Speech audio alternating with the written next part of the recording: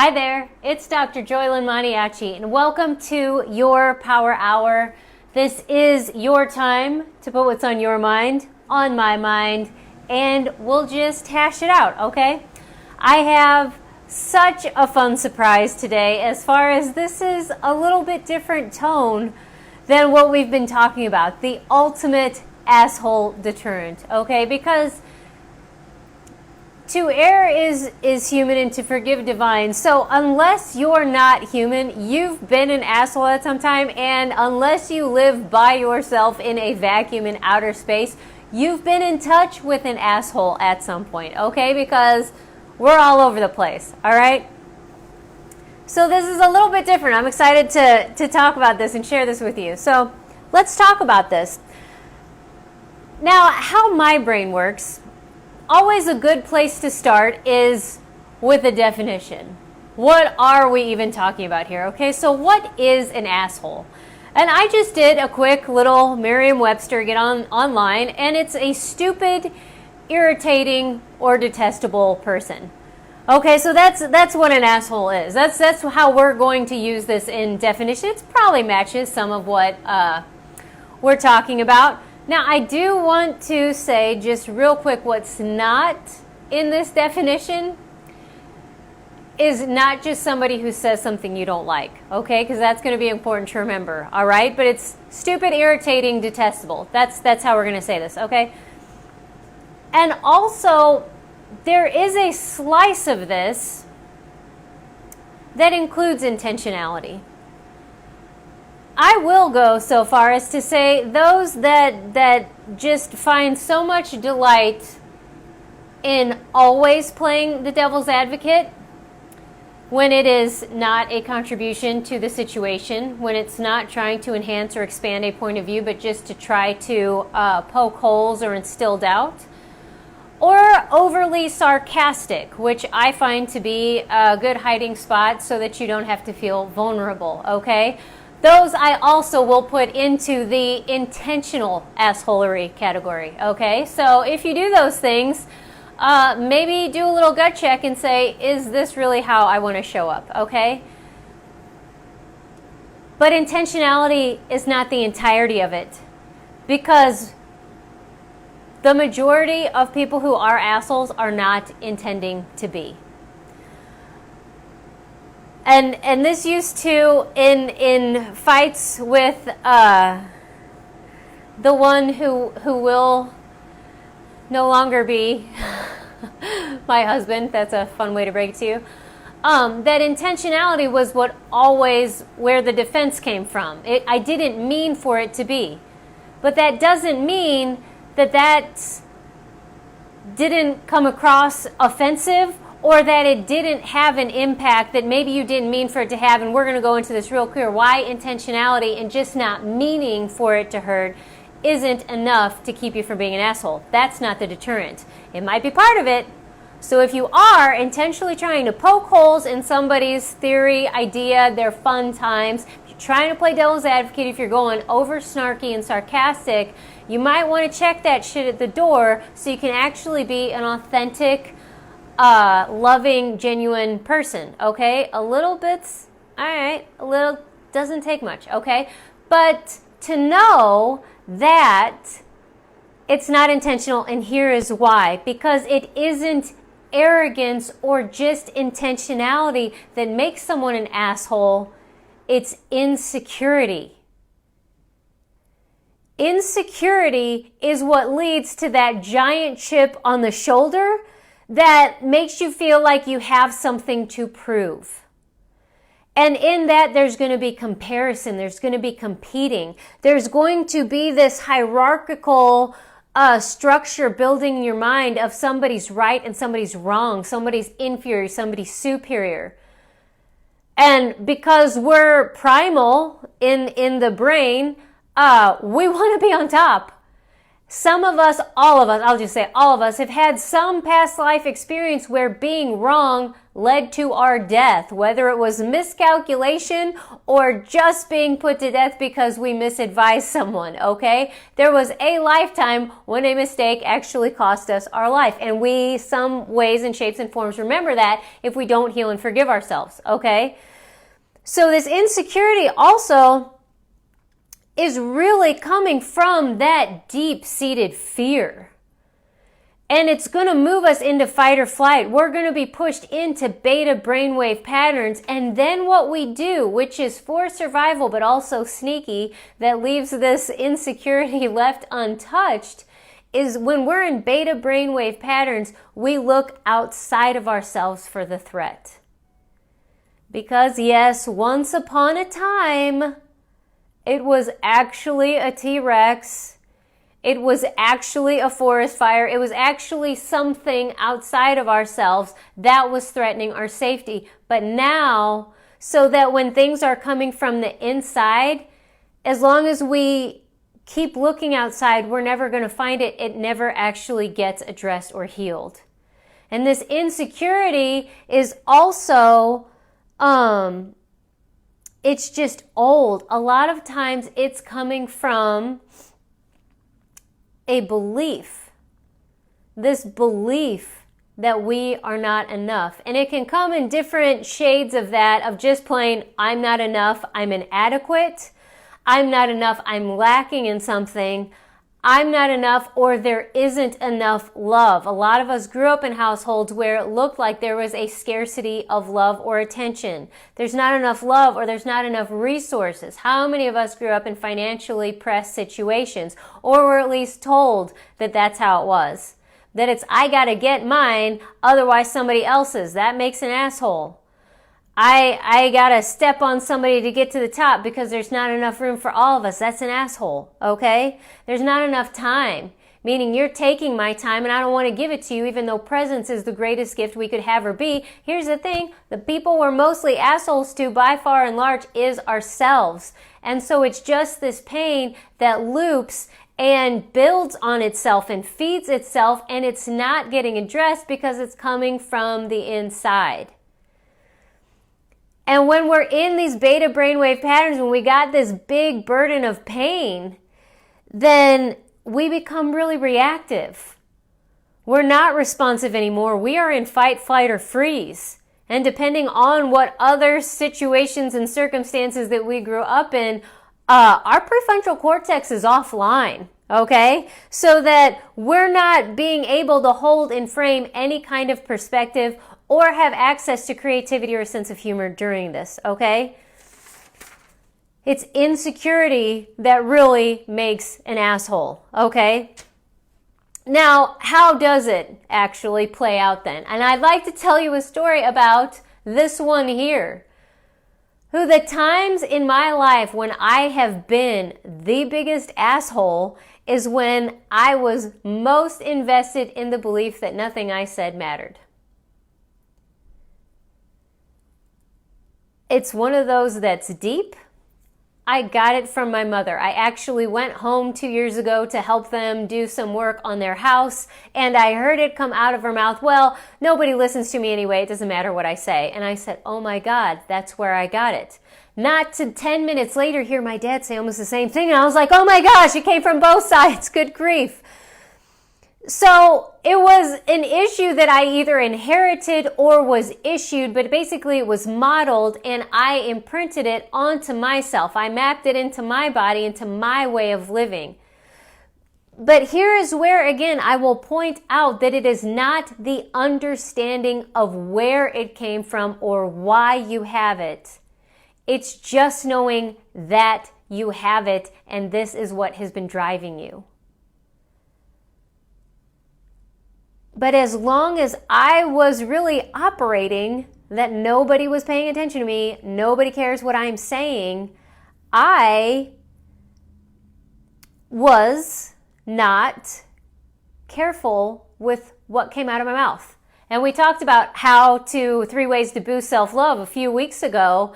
and watching your mouth, meaning what you're putting in with your food and your choices, and what's coming out, what you're actually saying. And I was reckless and careless. Now, for me, and I will say that's like the opposite of what Miguel Ruiz is talking about in the 4 agreements, okay? I just say stuff because I didn't think that it mattered. Now, I was not, I'd say hardly ever outrightly offensive because that's not my nature. I'm not brash or obnoxious. That's just not how I tend to operate. That would go way against my Midwestern training. I could actually use a little boost of that sometimes to really assert myself. But it was when I would be stressed that I'd be real sharp, okay?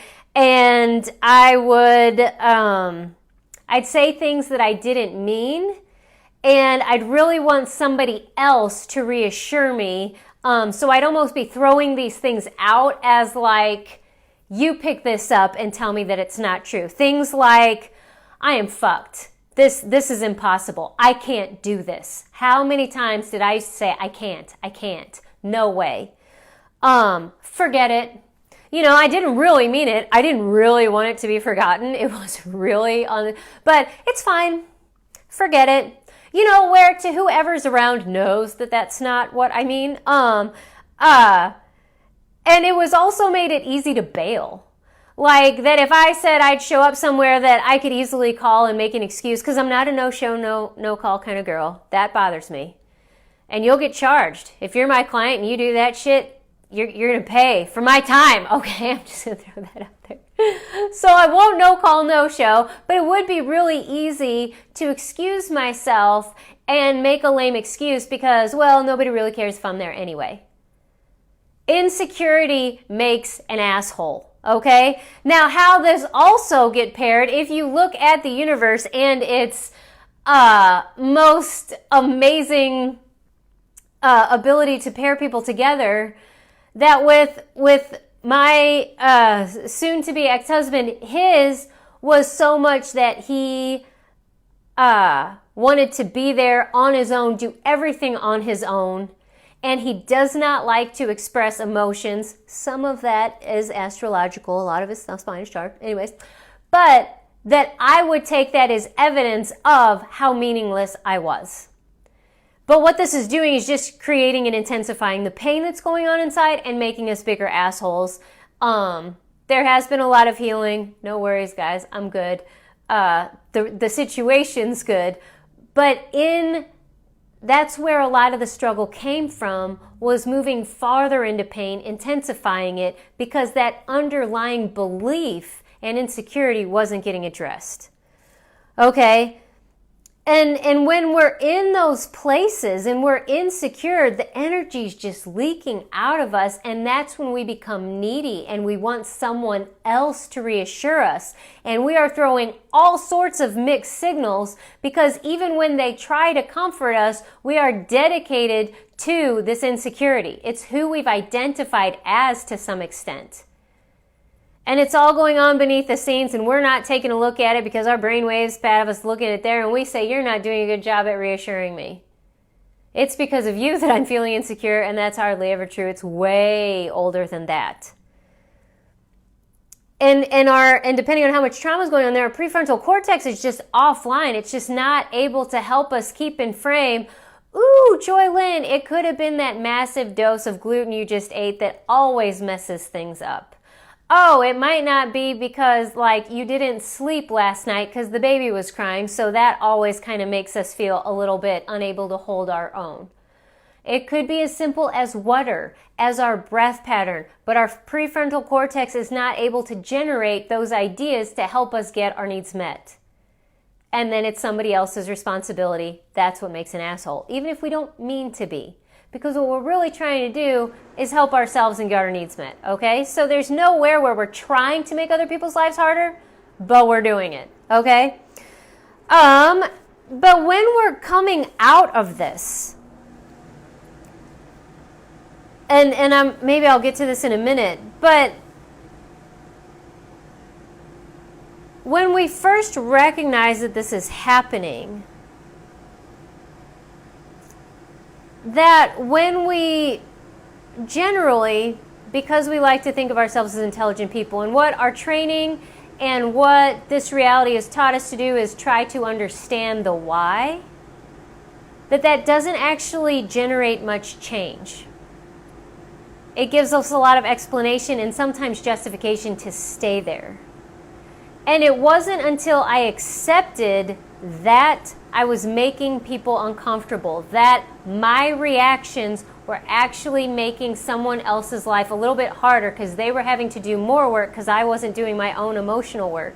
It wasn't until I actually was willing to receive that awareness, and it's not comfortable. So we tend to resist it for a while, but when I finally saw that, accepted it, realized it, and received it, that is when I was willing to finally question the belief. Is it really true that nobody's interested in what I have to say? Is this belief actually working for me? If I have a career where I'm actually public speaking, if I believe that nobody wants to hear what I have to say, I'm not going to be an effective public speaker. I'm not going to be good at generating value and life-changing transformations for my clients if I actually think I have no impact. Then they're going to have to emotionally rescue me in sessions and tell me I'm doing a good job. That's crap. So what is it creating? What is this belief creating for me? It's creating a ton of crap. So this is where we start to finally recognize maybe it's just time to set this one down. Maybe I've experimented and played with this one long enough. It's time to set this down, okay?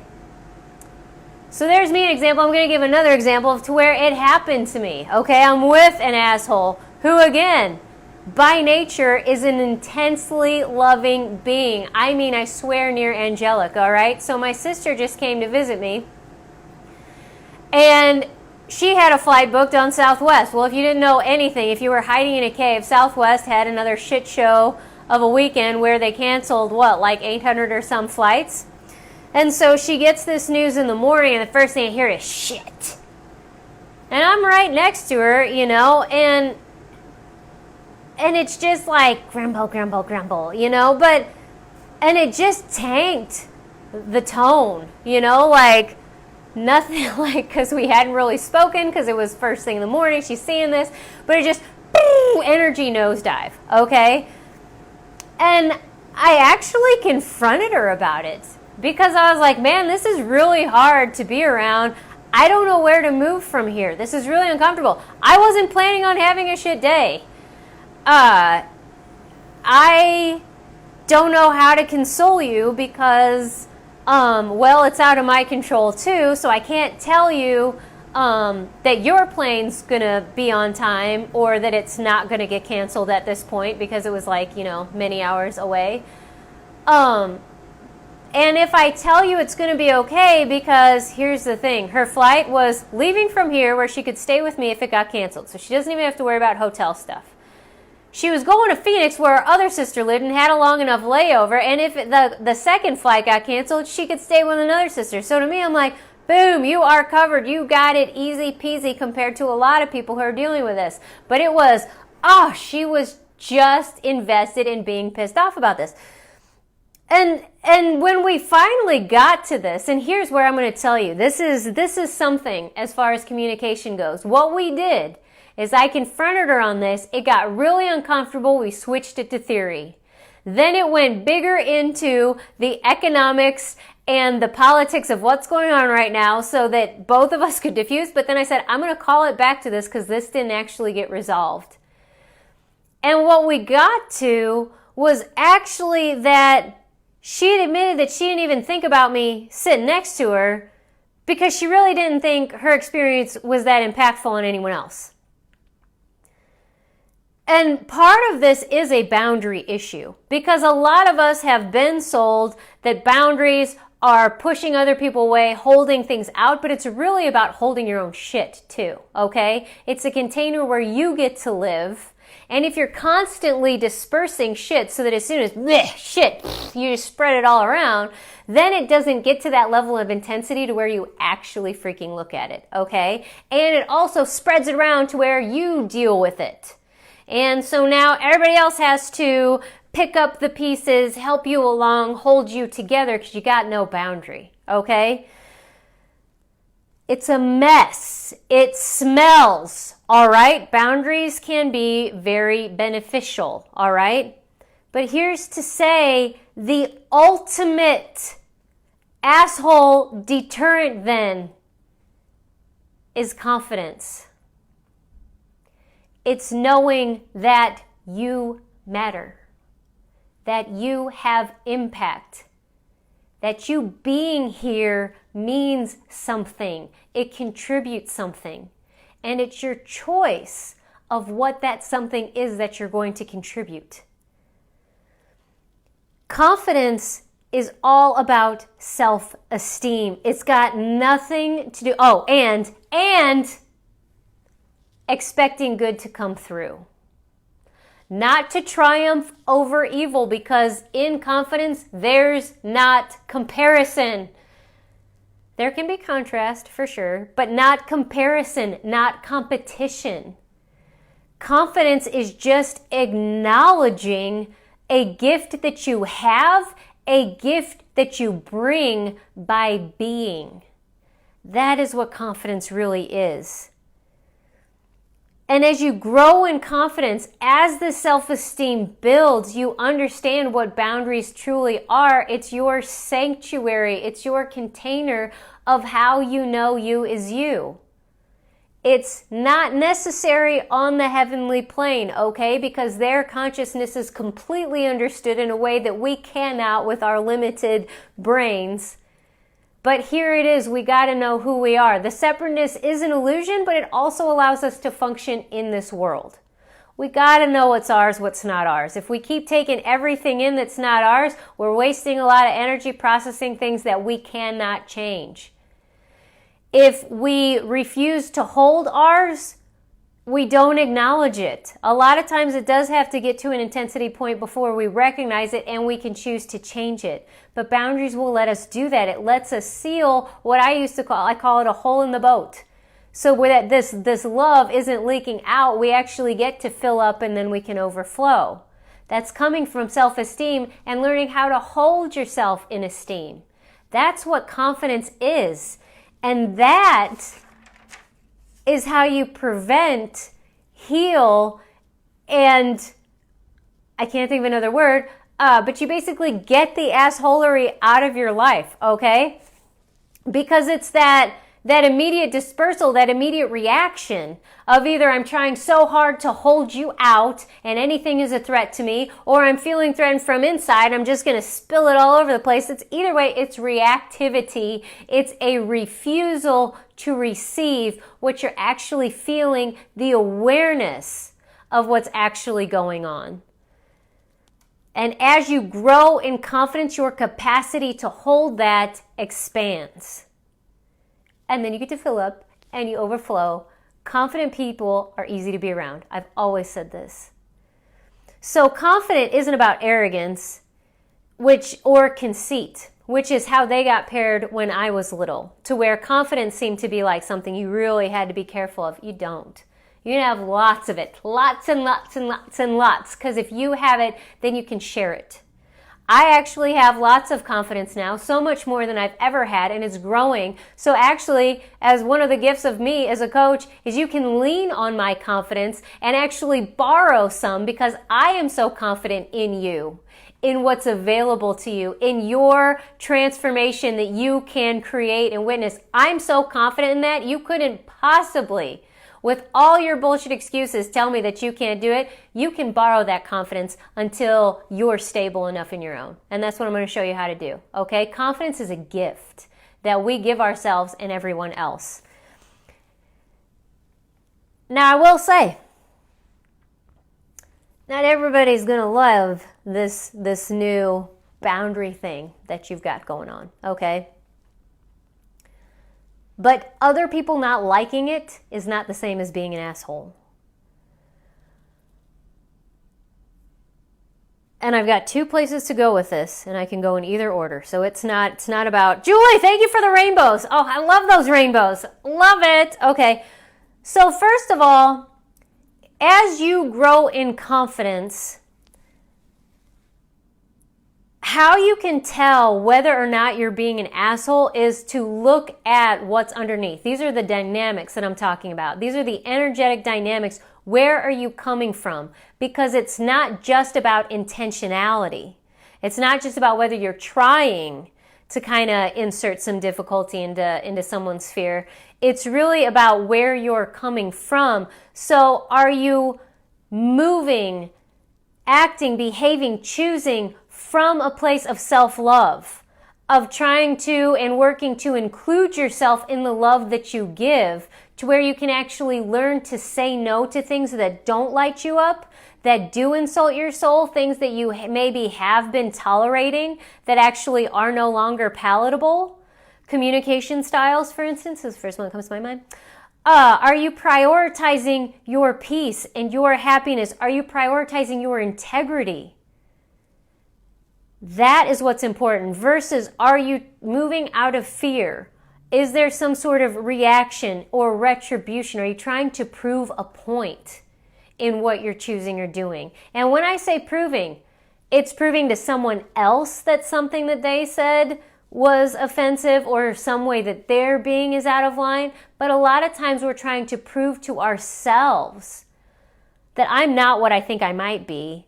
I'm not an idiot like I think that I am. I'm not stupid, so I have to, that's where a lot of arrogance does come from, is in this over-proving to prove to ourselves we're not what we fear that we are. It's always the insecurity that's going to create the asshole, okay? But if we're saying, I know I'm an asshole sometimes, I'd like to love myself out of this, and I really just don't think that this situation is going to work for me. I really just don't think I can be called one more name. I think I just have to step away from this.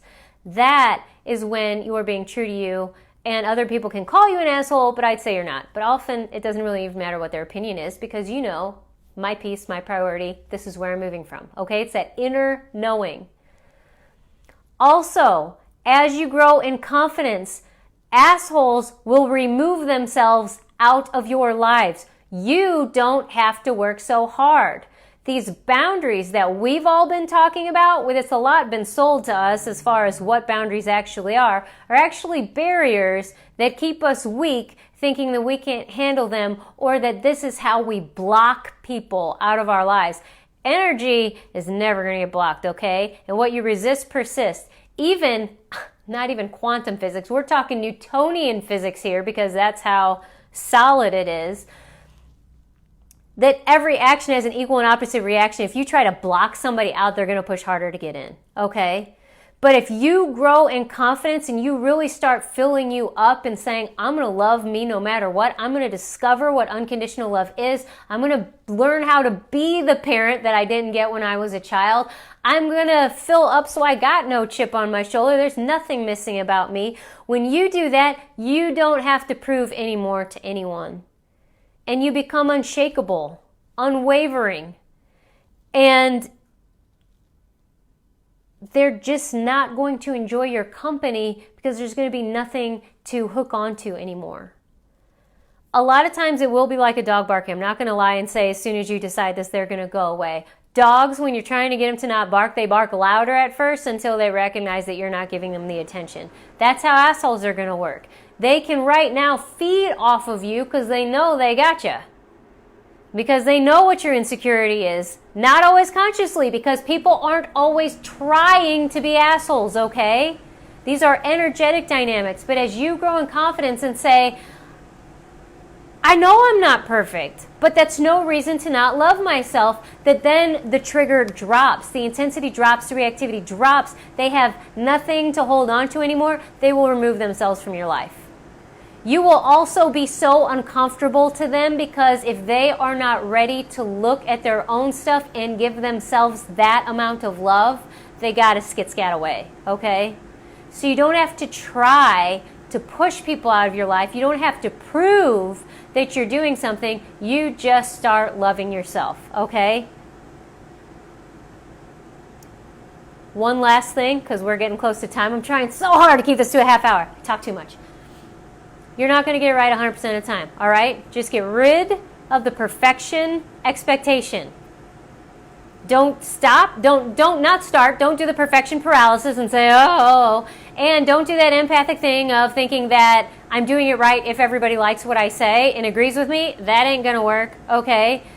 And there's going to be some times where you start off with good intention, it moves into proving. There's sometimes you're going to start on proving, and then you're going to be like, ooh, I got to love myself out of this. It's a mess, okay?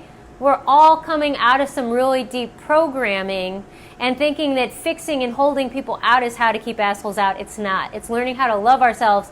And this is not something we have seen modeled or done for us, okay? So you're not going to get it 100% right. Start getting okay with, I'm sorry, I was an asshole there, okay? It's not easy. I'm still pretty bad at it, all right? But what you're going for 100% of the time is I'm going for confident and self-assured, okay? That's going to improve my communication. I'm going to be clear and direct. I'm going to know what I can and cannot provide and deliver. I'm going to be able to speak to that. I'm going to be okay with boundaries because I'm going to know where they're coming from, that it's so I can be okay. But here's the thing, when you have boundaries, you respect boundaries, you become easier to be around, you become a safe space for other people to start practicing for themselves. Confident people are easy to be around. We are a safe space, and we need more safe spaces. Every single person I know, client or not, has some sort of trauma, is dealing with some sort of feeling of insecurity and lack of safety. Yes, we have to learn how to provide this for our own, but as human beings, with the mirror neurons that we got, this face is a way that we can help each other smile and say, it's all right, I've been there. It's okay, you got this. Your boundaries are okay with me. I'm holding mine too. You don't get to talk to me that way. I still love you, but I'm not going to be in this space. You have to remove. These things are possible, and I want you to have this. So let me just ask you really quick. Like when I say confident people are easy to be around, how much easier would it be for you to be with you? That instead of the constant critic in your head, it's actually more of a cheerleader who's saying, we'll get the next one. Positive thinking is not just yelling loud affirmations, you did it perfect. It's looking super raw, honest. We blew that one. Gotta say sorry. We're gonna get the next one. I'm still expecting good to come from this. It looks like crap right now, but I know I have impact. I happen to things. How am I gonna happen here? How different would your life be if that's the dialogue that was going on in here? And then when you can handle your shit and you don't have to throw it all around and people don't have to emotionally caretake for you or walk on eggshells around you, because when you're hard on yourself, you are hard to be around. So that when you become easier on yourself, not constantly just not giving a fuck because you've got integrity, you're going to hold yourself, that you're going to be easier to be around, and you're also going to start attracting people who love the confidence in you, who promote it. Like with my sister and I, we had a tough conversation, but there is like the love between us and the health that we have here, because when I am hesitant and I'm like, I think I just want to say this, like let's say it was for the longest time, and I admitted it to her. I think I almost whispered on the phone, I think I'm pretty. And she was like, well, it's about time. Duh. Tell me something I don't know. To where now when she says something of like, I think I'm good at this. And I was like, I guess you were the last to know. I have been enjoying this gift of yours forever. Shout it from the mountaintops. Create a business out of it if you want. Don't if you don't. But yeah, it's yours to have and to hold, and now you can grow it. I'm so glad you finally recognize this. There was no, well, too big for your britches. None of that bullshit, okay? Sometimes you got to know who to go to talk about and have these brags. So that's what I want for you, is a bragging space.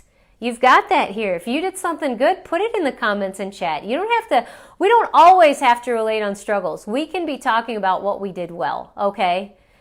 And these are the conversations I want to be having with you. This is the inner dialogue I'd like you to be hearing even when I'm not there, but that I can create with you, for you, because you can lean on my confidence. And that's what we do in a 90-day relationship remodel. You're going to learn. You're going to get a little bit of the why. Understanding does massage the mind and let it release some things. We're going to get that. But then we're just going to take a deep, long look at what is going on and what am I prioritizing. And that future forward focus is going to keep us in line and start to call all our pieces together. We're going to reintegrate. We're going to let go of the stuff that isn't working. We're going to challenge the things. Are these true? What am I creating with this belief? Maybe it's time to just let it go and to be celebrated. To celebrate you when you tell me, I just did this thing. Oh my goodness, this was so different. Every other time it happened like this, and this time it ended like this. I can't believe that. We're going to celebrate you. Transformation is real. It's possible. And I would love you to have that. So I want you to,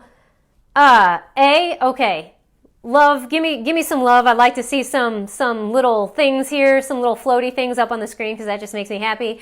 If you're watching the replay, hashtag replay, give me some emojis there too. Like and share this, okay? If they are not, invite them into this group because these are things that we all need to hear. Because we're all assholes sometimes, and we all don't mean to be, and the world's got enough assholes, it's getting kind of stinky. Let's start changing this stuff, okay? So like and share this, invite them into the group, or I load it onto YouTube now and podcast afterwards, but you here are the ones that get to interact live and ask the questions, and I get to you back because I love all these emojis, so thank you. And I also want you to comment or message me, or I can put a link in to contact me so that we can talk about possibilities of working together. So you can get a 90-day relationship remodel. So that you can actually have a different experience of you, of your life, to where you are confident. You are unshakable in your confidence and knowing who you are. And as such, you are a gift and a healing in this world, okay? That is the ultimate asshole deterrent confidence. You. And you get it in any number of ways, but my favorite and by far the fastest is a 90-day relationship remodel. All right, so I can't wait to talk to you about that, and I can't wait to talk to you next Wednesday. Next Wednesday, we'll be having a power hour, and I might even just move it because I am a speaker in a summit, so we'll just see how this plays out, but you'll get all the details about that. But just for today, what is today? Is October 13th. This Wednesday, this power hour, I love you. I want you to be confident, and I can't wait to talk to you again next week. Mwah.